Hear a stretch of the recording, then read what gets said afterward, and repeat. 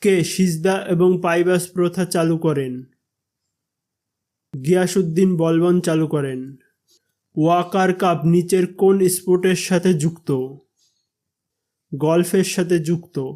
কে ভারতের রাষ্ট্রপতি পদের নির্বাচন পরিচালনা করেন?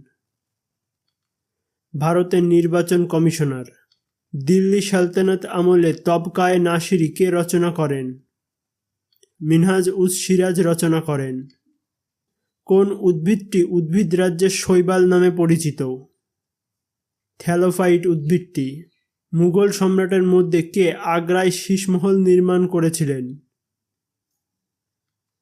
শাহজাহান নির্মাণ করেছিলেন। অলিম্পিক খেলায় ভারতের প্রথম ব্যাডমিন্টনে পদক কে জিতেছিলেন? সাইনা নেহওয়াল।